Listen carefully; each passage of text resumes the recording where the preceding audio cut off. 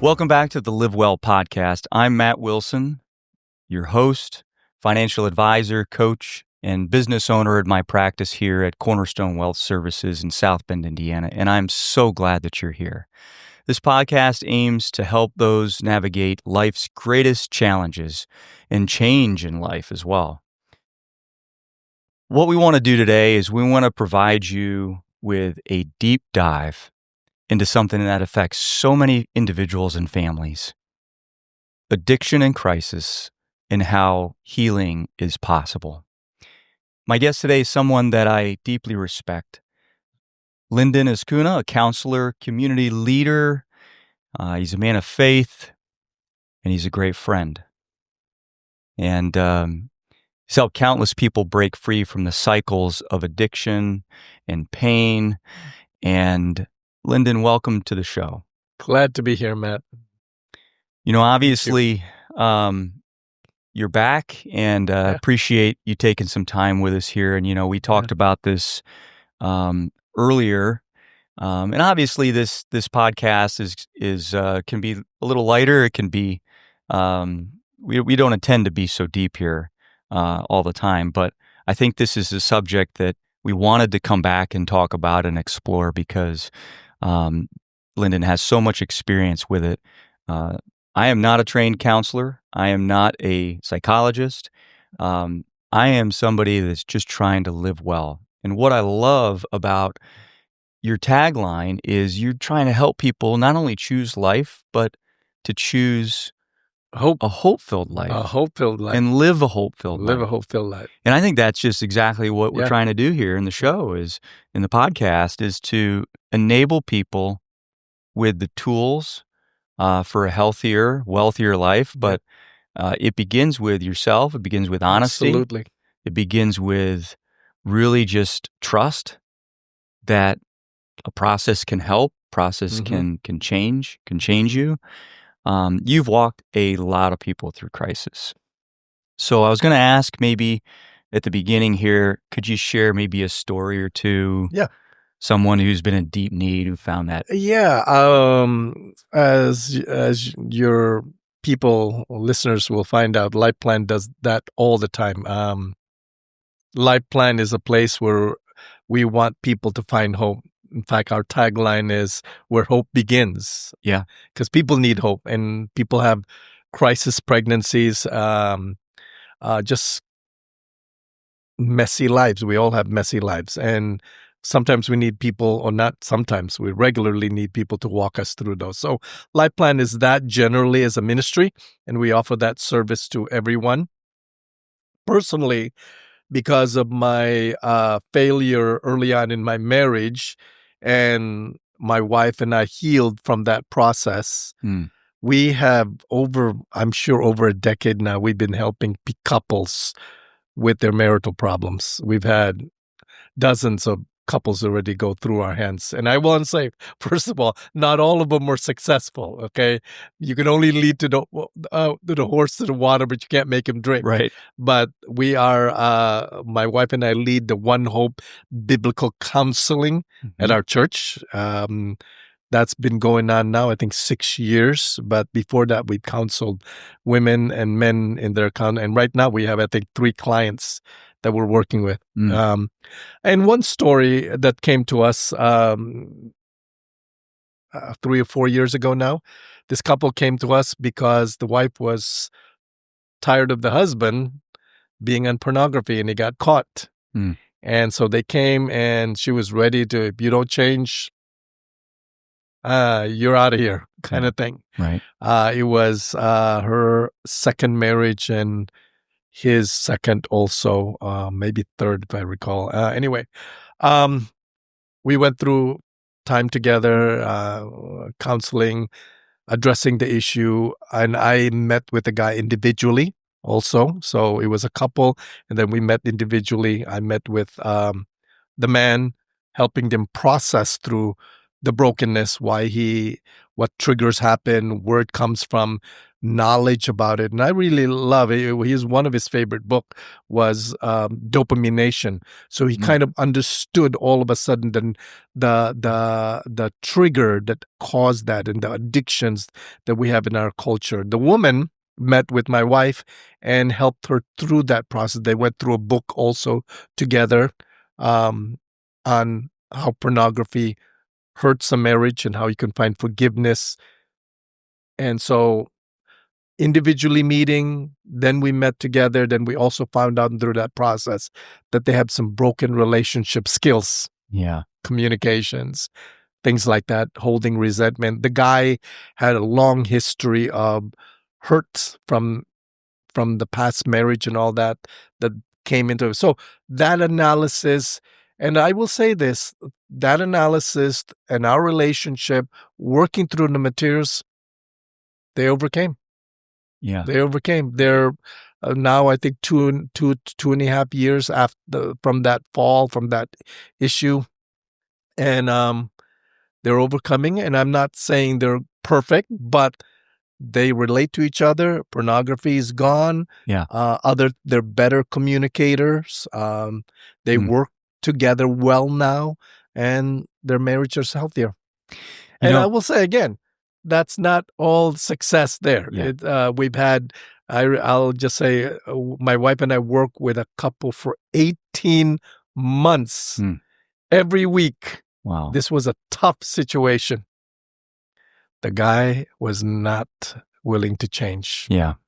So there are successes like that, and also equal amount of failures, because we can only lead people to a certain point. God will have to change them. Yeah. I say it to the men, just so quickly here. I say to the men when I addressed pornography with two things. Number one, Christ changes you, not me. And number two, come to the light, meaning the light, be open. We cannot lie to each other, because lying just breaks the relationship up. Yep. I can never trust you. You can't trust me. There's no lying. Come to the light. We've always been hiding behind a tree since the Garden of Eden. Anyway. Yeah, I maybe mentioned it in a prior episode, but we were talking about this beforehand, and it comes down to selfishness. Mm-hmm. And I've never been selfish. I know. Yeah. Let me raise my hand first. Let me raise my hand. Yeah, me too. My wife and I, we've been married 16 plus years. And I can tell you that sometimes you might get each other, but you don't get yourself. Yes. And once you finally kind of get yourself, then you can break those walls down. Mm-hmm. In other words, stop with the facade, the lies, whatever it might be. And then you can rebuild together. And what you rebuild together could be stronger than anything. Mm-hmm. And so sometimes those things come into your life to teach you. But we're going to talk about some of that too, where it's not just, maybe it's exposure to things when you're younger. Maybe it's, and I'll let you speak to that a little bit more. But, I would just say, and I would echo, I think, what we said last time or in a prior episode, where, boy, what a world it would be. Yeah. If everybody focused on the needs of others and their own character, rather than focusing on everybody else's character and their own needs. Right. And I don't know, that probably is the root. Yes. Yes, Matt. 100% of all our counseling session, the issue is somebody's selfishness, or both selfishness or hurt from the past that causes selfishness. 100%. Do you get people that one wants to work on it and the other one just doesn't? And so both have to. Both have to. Want to work on it. We cannot work with a couple who both are not, one party is not willing to work on it. And I'm going to reiterate, I am not the expert here. And I also know that I've got a long way to go, but I can tell you this, that, my wife and I are probably closer than ever at this point. And It's not without challenge. It's not without Absolutely. but she's my greatest love. Yes. And That's great. at points you just wonder if you could ever get there. Yeah. And I'm sure the couples are feeling that way too. I guess what role did community, and you mentioned counseling and also the gospel, how it played into those stories? Very simple. This couple did not go to our church, but they were interestingly in the process of finding a new church. And we invited them to our church, and they started going to our church and started getting involved in the community of the church. Yeah. So it was like a reset, a new community, where they had a bad community previously. They're a better community now. They're getting more involved. So there's connection there. They see us regularly that way. Mhm. Also, no longer in a counseling session, but as friends, Yeah. because we need people to walk with people. I say this. What's unique about Life Plans Ministry, and I'm emphasizing this there, that people need relationship to change. People, that's very important. Yes. We need someone else to help us if we want to change. Yeah. Change doesn't happen. It only goes to a certain point if you do it alone. But when you have somebody else to walk alongside you, that's when real change happens. It's regards to poverty. If the people want to know about this, When Helping Hurts, it's a great book on helping people on poverty. Relationship is key. Mm-hmm. Relationship is key. People in isolation are broken and continue to break and not heal because they're isolated. Right. And so relationship is key. And fortunately for this couple, they got connected with the church. We're there coming alongside now as friends, now not as counseling partners. Anyway, relationship is key. Community is key. It applies everywhere. And going back to the Bible just quickly, Parakletos, that's the name for the Holy Spirit, come alongside us. From your experience, what are the most common struggles that lead people? I mean, you mentioned isolation, but I think that's probably, would you say that's a byproduct? But what would be the common struggles that lead people into crisis and addiction? I'll go back to Augustine, City of God. This is a classic work, 5th century classic work. And he says, this is our problem. He says, mankind has a pyramid of desires, okay? God first, family, your spouse, your family, the world, things, material. And he says what happens is when our desires, the good desires, become inordinate desire, wrong order. So we put material things above God or individuals above God. It's like that idol worship. So good things become important things or ultimate things. Yeah. That's when addictions start to happen. When we put our hope on something else to make us happy that cannot fulfill us. Yeah. That is bottom line reason why people fall into addictions, because pick entertainment, pornography, drugs, anything that soothes us, we go to instead of God. So you can just put anything on the line, whatever people. There's 100 million idols that we follow. Well, and I can say too that sometimes it could be noble things. Right. Exactly. It's not noble things that become inordinate. And I think sometimes, isn't it people that you mentioned very specific things, and it's my understanding. Again, I'm no counselor or psychologist. I'm just trying to help people live well and understand this stuff. Yeah. But sometimes those people, they walk through that and they struggle with a particular issue, like alcohol or pornography or whatever it might be, and they think that's their only sin. Yeah. Right? Mm-hmm. It's like, oh, this is the only thing I deal with. It's like, well, if I just beat this or got rid of this issue, then I'm good. Yeah. And it's like, whoa, you're not really touching the root.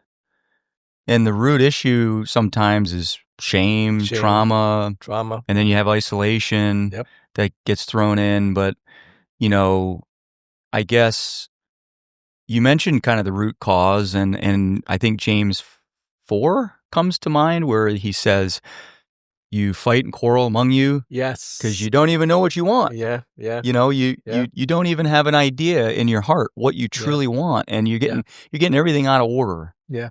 And so, I guess I don't know if you have anything to add to that, or yeah, God makes is sense. God designed us that He's number one. Mm-hmm. When we put something above there, that cannot carry the weight of what God. Like, for example, our spouse is not everything. They'll always let us down. People let us down. Not that they want to, but our expectation, they can't meet our expectation. If we put our children, sometimes when we put our children above God, like they're the most important thing, they can't carry it. We spoil them.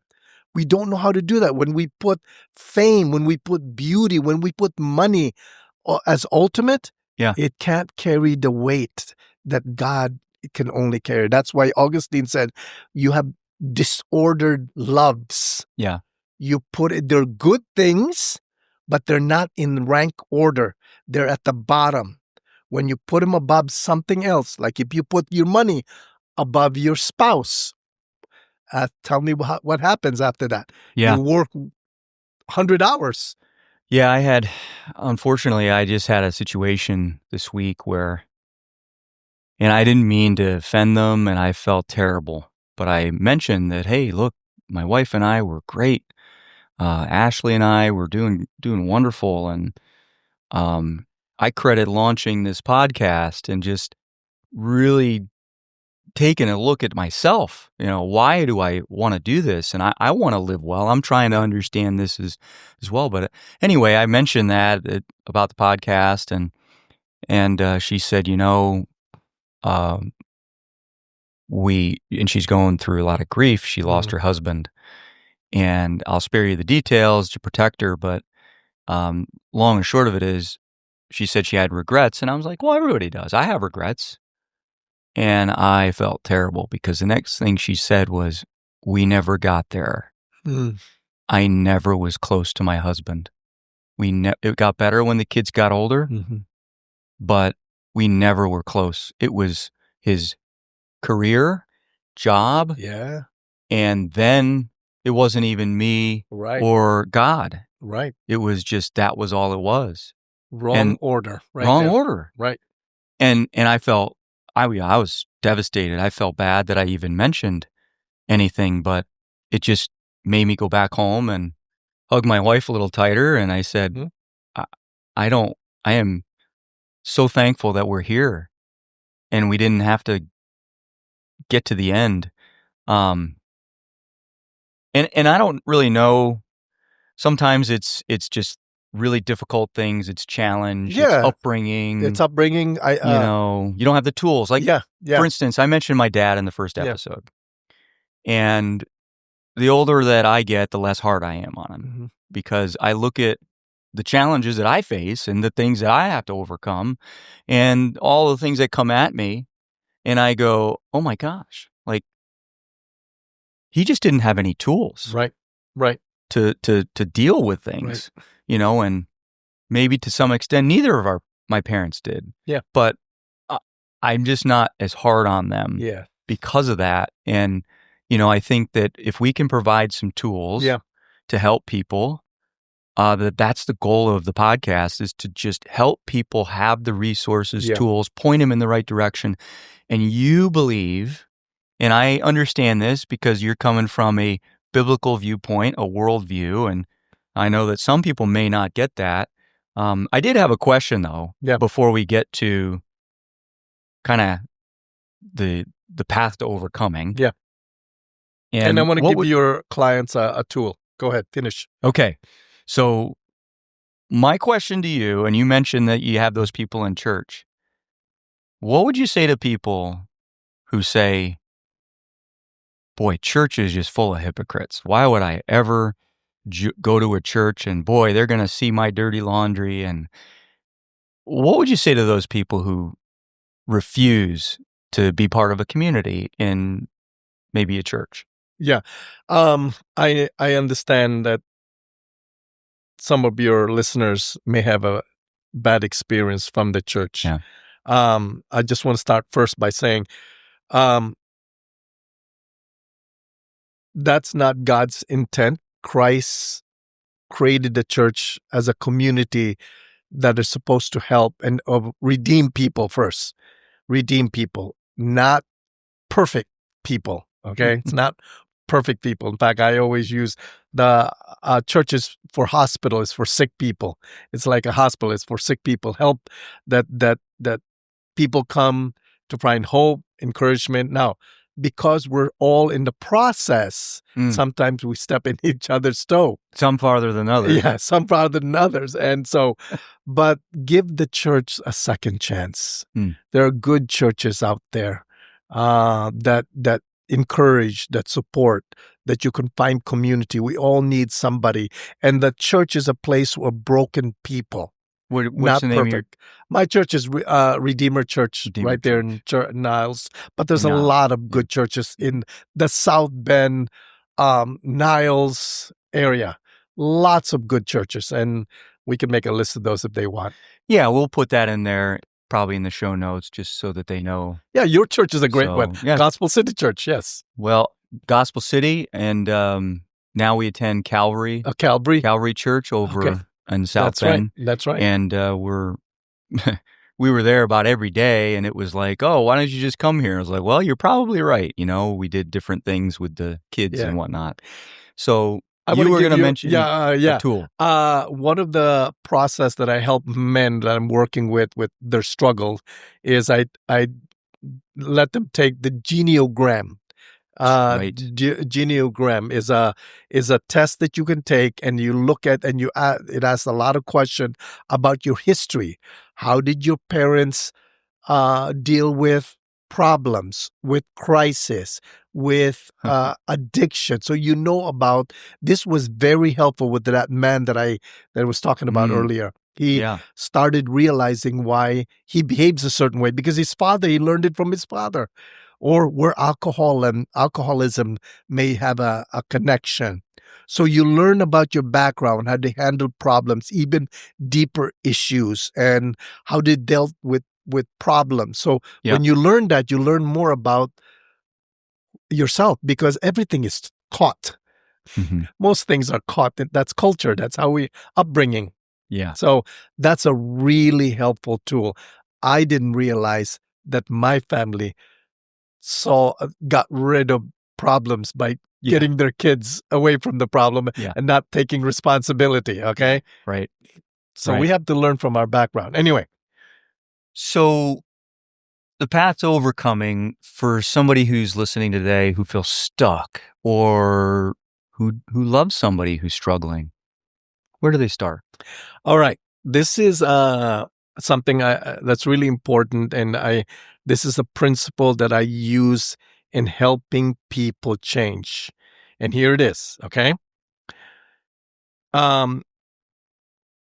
Instead of focusing on what we want to change, instead we should focus on what brings about change. Let me state it in another way. The problem is that we often focus on what we want to change instead of focusing on what actually produces change. Okay? Yep. Instead of trying to fix the outcome without paying attention to the process that really leads to transformation. Okay? So instead of focusing on the problem, I have an addiction or I have an anxiety problem, we focus on what brings about change. Okay? Let me start with the biblical perspective, and I'm going to give some science behind this too. Biblical support. One of the key verses in the Old Testament with regards to change is Proverbs 4:23.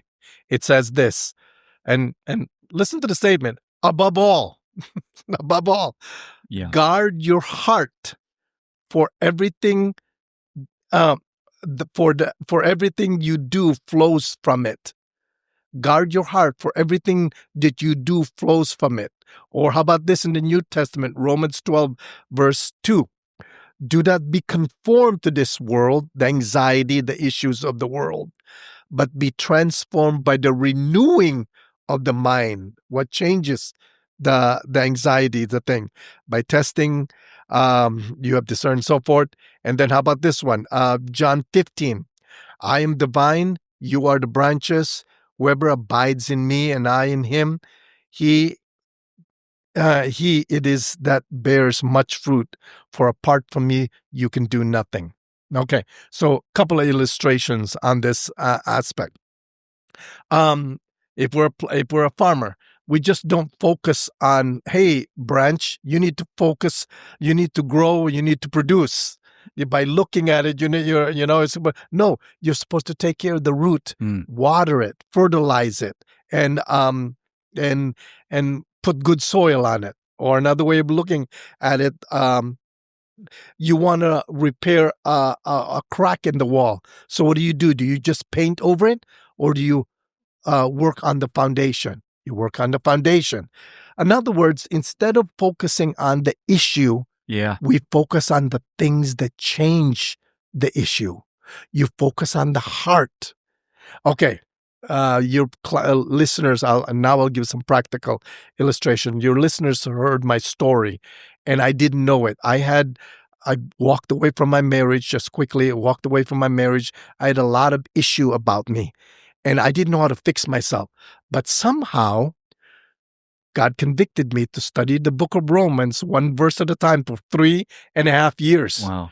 I focused on what would bring about a heart change, instead of focusing on now I worked on my marital things, but it was the process that the thing that changed me was what I needed to work on. That's why I would work with men. I would tell them, where are you in your walk with the Lord? Yeah.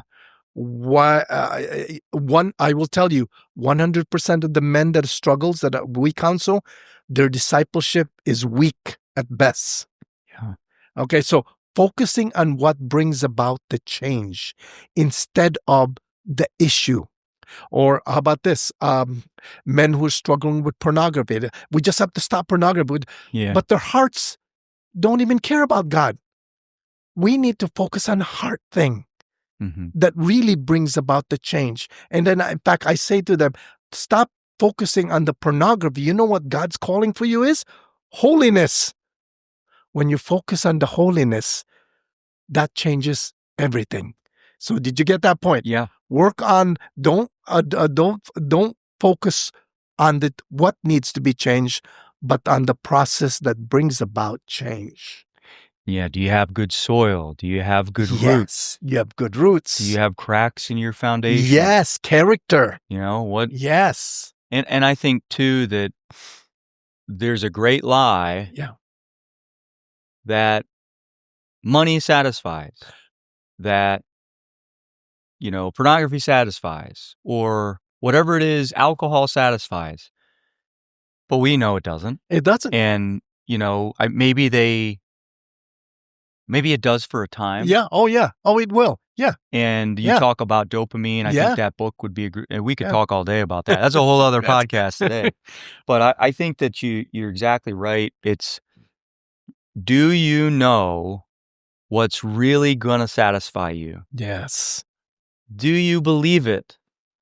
Or have you never experienced it or witnessed it?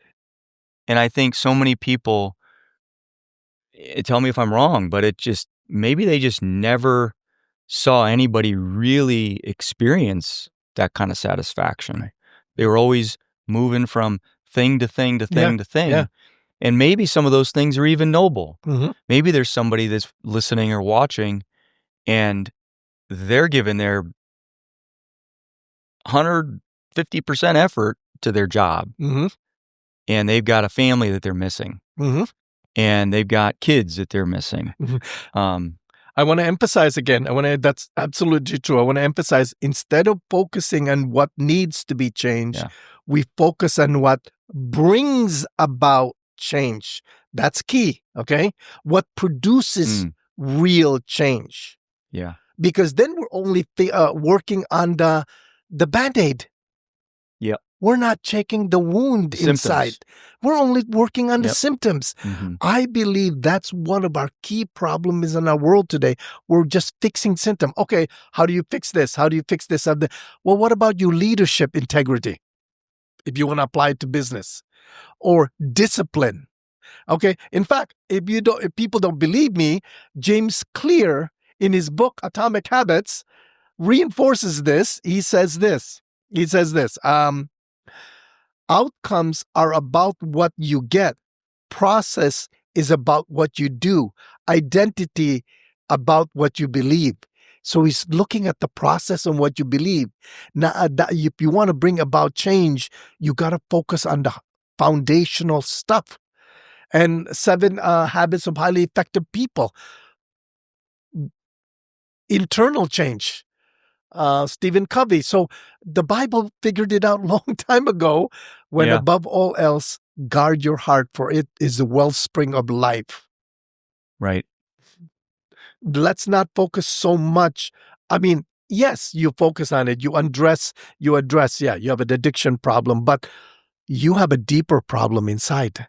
And let's change the whole heart. Yeah. Let's change the whole heart. I mentioned this in my second episode where I unpacked the core 4, which is know how to give, know how to receive, know how to say no, and know when to ask for help. Yes. And this is what we're trying to do, is provide resources for people in a safe way to ask for help in a trusted way. Yeah. And, when I was talking about giving, sometimes it wasn't, or I made a point that, look, sometimes it's just about our mindset and the mindset of why we're going to be giving. Yes. And wrong mindset, wrong way. It's like how much money people, when I deal with individuals, sometimes it's like always about how much do I have? How much do I have? And I go, what does it matter? Yes. It's about what it does for you. It's about how much it produces. Right. And it's very similar in that we're just humans, and we always kind of focus on the absolute. And a lot of times it's in the what's beneath. Yeah. And what's the inner workings. Somebody can get mad about their value dropping, but it's like, is their income changing? No. Are things guaranteed? Right. Yes. Are they at peace? But why are they not at peace when they have every reason to be? Right. And they just can't get off of the branch. Right. They don't look at the roots. They don't look at everything else. And the wind's going to blow. They're going to lose branches or whatever. But they if they have strong roots, it's going to last. And I think that's really what we're talking about, right? That's it. What's going to last? What's going to last? And so I think what we need to do, because I think, Lyndon, this is fantastic and helping understand, unless you have anything else on how people change, I kind of want to get into that a little bit, but I think we need to break it up here. Sure. And so we'll call it for this episode, and then we're going to come back and we're going to dive into not only understanding the cycle of addiction, but let's talk about how to break that cycle. Specifically, and kids, how to parent their children from falling into addiction and protecting them, and then navigating that pain and the kind of healing journey. So, in other words, how do you help people stay the course when it's really difficult? So let's unpack that. For now, I just want to thank you for joining me again. Thank you, Matt. This is very needed. I mean, even just a few of the little nuggets that we had. And I hope the listeners that you had something to chew on here, and maybe the courage to start building a life that you actually need, not just a life that you want, but both that you want and need.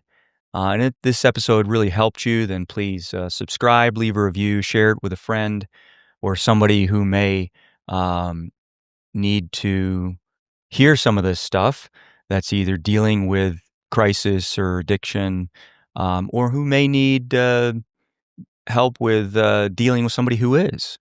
So, and then obviously, this is I'm not just a podcast host, and I'm my own business owner through Cornerstone Wealth Services here in South Bend. And I just want to help people live as well as they can. And so if you are curious about some of the things I mentioned, whether it's making your money work for you or living a life with purpose and unlocking that purpose, and you're concerned about your future and your plan, then I can help. So reach out to me at mattwilsonfinancial.com. We have a podcast page there. You can submit show ideas or just love to hear from you there. Till next time, keep showing up, keep being honest, and remember, you can do this, and I'm here to help. Live well.